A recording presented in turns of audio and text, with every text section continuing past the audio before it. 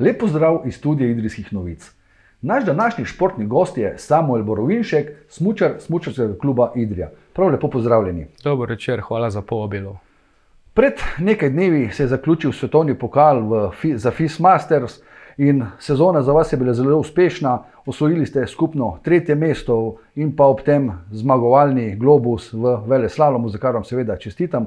Kako ste sami zadovoljni s sezono? Ja, bi rekel, že od 2008, ko smo prvič šli na to tekmo, ga lovim. Se pravi, zdaj v tej sezoni 2021 mi je pa končno uspelo. Če pogledava rezultate, v slalomu ste osvojili skupno 20. mesto, v veleslalomu, kot že rečeno, globus, potem v super veleslalomu 3. mesto in pa v kombinaciji 4. Katera izmed teh panog vam najbolj ustreza? Je to veleslalom? Ne, veleslalom je najslabša moja disciplina. V bistvu sem se spoprijateljil šele v tej sezoni.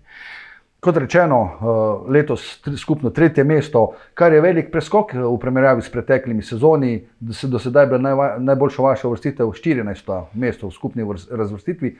Kje je ta preskok nastal? Ja, ta preskok je bil v bistvu v miselnosti.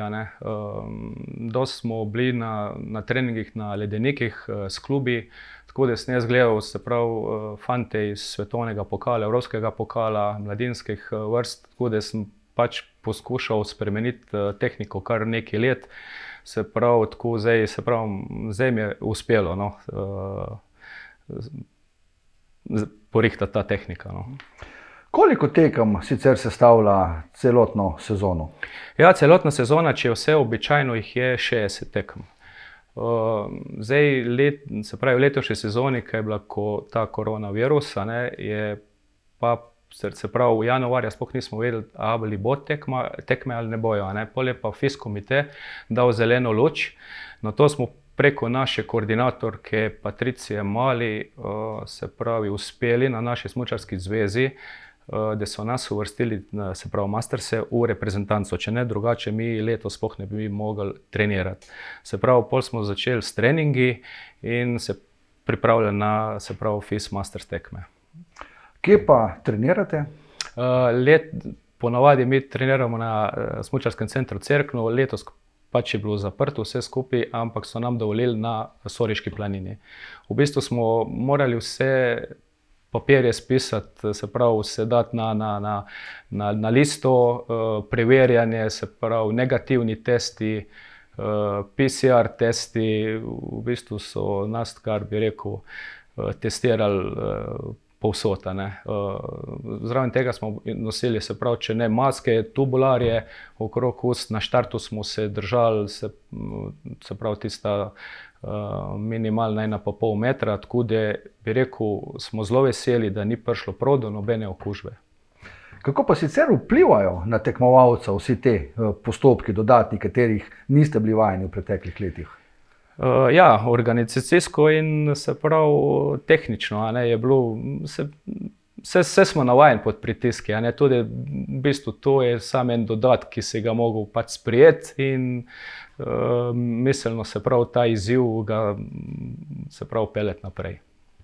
Poleg vas nastopa, govorim, kar se tiče občine Idrija oziroma občine Cerkno, še Boštjan Bruski je mimogrede letošnjo sezono končal skupno na 9. mestu. Kakšen je interes med drugimi smučarji, da bi se udeleževali FIS Masters svetovnega pokala?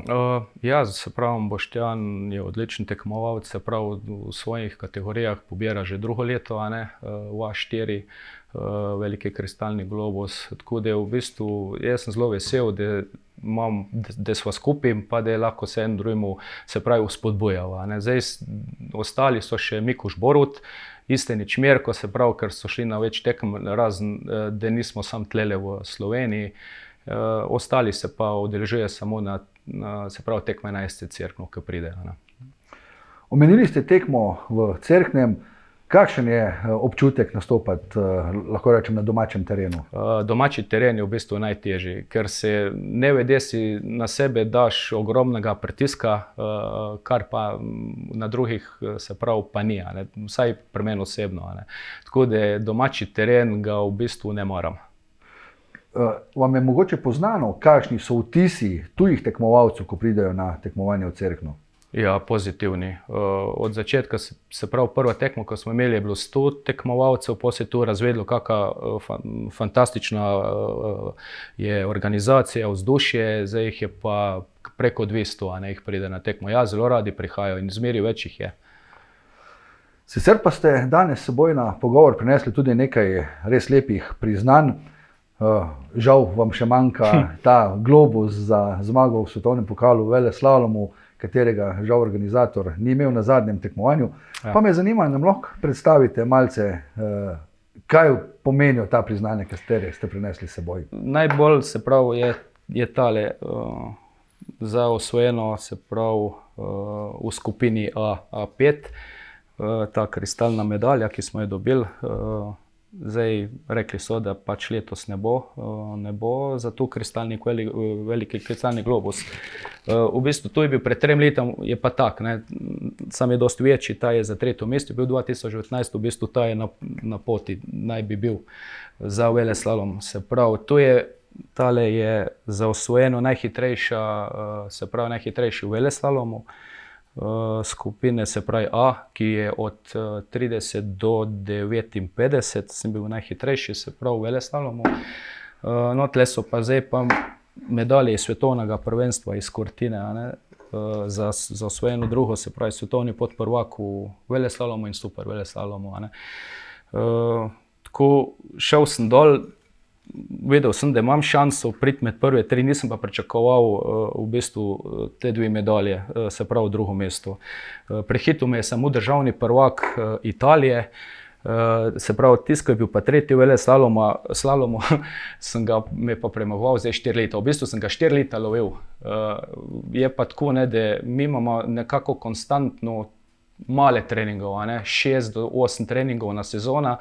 Se pravi, teli moji kolegi iz tujine pa imajo krepko čez 40 treningov. In tu je ta tista razlika letos, ker sem videl, da oni niso mogli, ker so bili tako zaprti kot mi, niso mogli tukaj trenirati in so se v bistvu, so še zmeri več imeli treningov, ampak sem vedel, da jih lahko dobim. In tu je bil ta velik preskok, se pravi tudi v samo tekmovanju. Recimo, ker teh 50-60 tekmovanj, ko imamo po svetu, so po celem svetu, se pravi, pričnemo v septembru v Čileju, se pravi na južni polobli, potem se gre v dvorane evropske in se pravi po posameznih evropskih državah.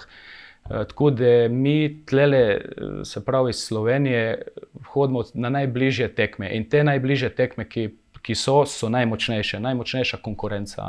Ne bo šel vedno recimo v Andoro, ali mislim redko, kjer gre v Andoro, ali pa recimo v Švico, je tam mogoče malo manjša konkurenca. Tlele, se pravi Italija, Avstrija, Češka, Slovaška, je pa Slovenija, tu je pa kar največja in tu smo mi. In sem videl, da jih lahko v bistvu, ta sezona je moja. Dotaknili ste se tudi že letošnjega svetovnega prvenstva v Cortini d'Ampezzo. To je praktično isto prizorišče, kjer je malce pred vami potekalo tudi svetovno prvenstvo, rekel, ne za Masters, ampak za te najbolj prepoznavne smučarje. Kako je biti na takem tekmovanju, ko veste, da je prizorišče isto kot za svetovni pokal? Ja, se v bistvu imamo mi te tekmovanja kar na njihovih terenih. Isto v Avstriji, se pravi isto v Italiji. Tako ja, je zelo, mislim, za mene osebno je super, ker jaz imam rad, se pravi, ledene in strme proge. In ta v Cortini d'Ampezzo ni bilo na tem spodnjem prizorišču, to smo mi zaključili 2 leti nazaj, smo imeli zadnjikrat, se pravi, te, ko so potekalo svetovno prvenstvo za profesionalce na teh terenih. Potem so rekli, da za nas ne bojo več zapirali smučišče za turizem in so nas, se pravi, peljali malo višji gor na Cinque Torri. Tam je pa čisto poseben poligon za trening in za tekmovanje. Tam so zdaj vsa tekmovanja, se pravi, nižjega ranga. Je pa tudi so imeli, kakor vem, se pravi, na tem terenu kvalifikacije za kombinacijski veleslalom ali paralelni veleslalom, ja, pa prav tale v Cortini d'Ampezzo, ta svetovnega pokala. Prav na tem terenu so imeli kvalifikacije. Rekli ste, nastopate praktično na istih prizoriščih, kot so tekme svetovnega pokala za profesionalce. Katera proga oziroma katero prizorišče je vam osebno najbolj všeč? Ja, v bistvu mi je prav ta Cortina d'Ampezzo. Ja. Sicer pa omenili ste že tekom pogovora, da smučanje je za vas praktično način življenja, kar potrjuje tudi to, da ste bili že v mlajših letih praktično ves čas član mlajših reprezentanc, govorimo še za obdobje Jugoslavije. Bili pa ste tudi že dobesedno na vhodnih vratih članske A reprezentance in se na potiho že spogledovali z nastopom na svetovnem prvenstvu v Walesu leta 1989. Kaj se je vse takrat dogajalo? No, da tako malo zgodovina. Ja, bil sem že za 11 let, v bistvu so me že poklicali, sem šel na prvo mednarodno tekmovanje na Čehoslovaško, na kar se prav 83. 84. so me poklicali prav v A reprezentanco, se pravi pionirsko. Tle sem odpeljal vse 3 najmočnejše tekmovanja, se pravi pokal Loka, kjer sem bil 4. v slalomu, potem smo šli na Ovo Maltine v Švico, sem bil tudi med prvih 10, pa še na neuradno prvenstvo v Monte Bondone na Topolinu sem bil pa tudi čist v vrhu. Tako, no, glede na teh rezultatov smo nadaljevali v A-mladinsko reprezentanco. V A-mladinsko reprezentanco je pa generacija bila samo, se pravi, je bila 10 nas fantov, govorimo o moški reprezentanci, od 66 let do 69. Se pravi, tako huda konkurenca je bila, da je bila recimo v 4 letniki samo 10 moških, se pravi, smo bili noter. No. Pol na žalost v pripravljalnem obdobju, ki smo ga že končali, sam še tekme v decembru, sem bil hudo poškodovan, da sem praktično izgubil celo sezono. Na koncu sem prišel odpeljati malo, se pravi, še zadnje tekme, da sem bil v stiku z njim, ampak se pravi, nisem mogel priti v vrh, že zaradi tega, ker sem pač bil odsoten. No, naslednjo sezono sem me pač dal v B reprezentanco. Je pa tako, da moji letniki so bili, recimo, ker smo se premagovali med sabo, se pravi, tudi Stefan Eberharter, von Grinningen, Christian Gedina. Tako da je bila, bi rekel, vsi nasledniki po 20 letih so bili vsi v vrhu, svetovni prvaki, olimpijski, tako da ja, je bila močna. No ja, se pravi, pač je nastopilo se pravi to 3-letno obdobje do 89, se pravi, sem bil pa najhitrejši v bistvu v mladincu od hitrih disciplinah, sem zelo dobro vozil, se pravi super veleslalom in smuk. Ja, bilo je tekma na zelenici, se pravi super veleslalom, se pravi takrat so vsi k nam prihajali, vsi renomirani, od Markosa Wassmayerja pa Jure Frankota, vsi A reprezentance, svetovna klasa. V bistvu jaz sem res dosegel odličen rezultat, kar sem potihem pričakoval, da bi me lahko poklicali za pač ta nastop. Je pa tako, da smo bili v tistih časih, se pravi, malo smole imeli, da smo bili v zlatih časih smučarije, da na nas mlade se je malo pozabilo, niso nam dali recimo te priložnosti, kakor bi lahko, ampak si lahko prišel recimo do evropskega pokala. To je bilo v bistvu največji domet, potem govorimo do 90. leta, 89. Tako do 89. leta sem šel še na zadnjo državno prvenstvo, se pravi na Belašnico, kjer sem bil spet državni podprvak v smuku. In smo po tehtnem premisleku, ko smo prišli domov, a gremo še nadaljevati ali ne gremo več nadaljevati, smo se pač strinjali, da zaključimo kariero, se pravi ta aktivno kariero. No, potem smo šli v vojsko, bom pa še tu povedal, no, po vojski smo pa dobili klic iz smučarcev, se pravi iz vrha Smučarske zveze Slovenije, ker takrat 89 leta so rekli, da bojo naredili, se pravi, reprezentanco za hitro reprezentanco, se pravi smuk pa super veleslalom, pa iz tega ni bilo nič. No, ko sem pa prišel, so me pa poklicali, da naj razmislim, da bojo pa formirali smukaško reprezentanco, če bi prišel nazaj. No, po 3 dneh, se pravi, plusi, minusi, sem se lepo zahvalil in odšel v svoj pot. Ampak s tem, ko ste zaključili to, bom rekel, bolj profesionalno udejstvovanje s smučanjem, to vas verjetno ni odvrnilo, da ne bi vseeno stopili vsako zimo na smuči. Ja, pa je le tako je bilo.